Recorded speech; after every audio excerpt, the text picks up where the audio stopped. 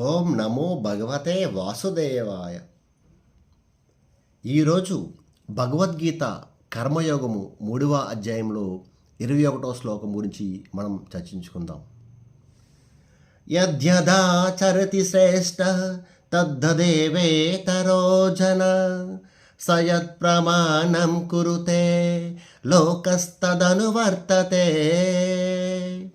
ఈ శ్లోకం యొక్క భావం ఏమిటంటే, శ్రేష్ఠుడైన వ్యక్తి ఎటువంటి కార్యక్రమాలు చేయనో మిగతా వారందరూ సామాన్య జనులందరూ వారిని ఆచరించరు. ఆదర్శవంతమైన కర్మ ద్వారా అతడు దేనిని ప్రమాణంగా నెలకొల్పునో వాటిని మిగతా వారందరూ ఆచరించరు.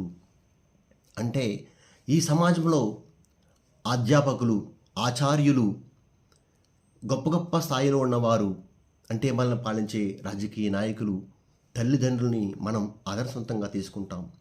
మరి వారు ఎలా ఉండాలి అన్నది ఈ శ్లోకం చెప్తుందన్నమాట. ఎందుకంటే అందరూ వాళ్ళనే ఆచరించరు, వాళ్ళనే ఆదర్శంగా తీసుకుంటారు కాబట్టి.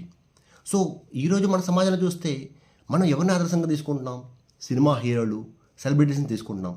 వాళ్ళు ఏం చేస్తున్నారు? అంత స్థాయిలో ఉండి ఆల్కహాల్కి యాడ్లు ఇస్తున్నారు, గుట్కాలకి యాడ్లు ఇస్తున్నారు, బెట్టింగ్ యాప్లు ప్రమోట్ చేస్తున్నారు.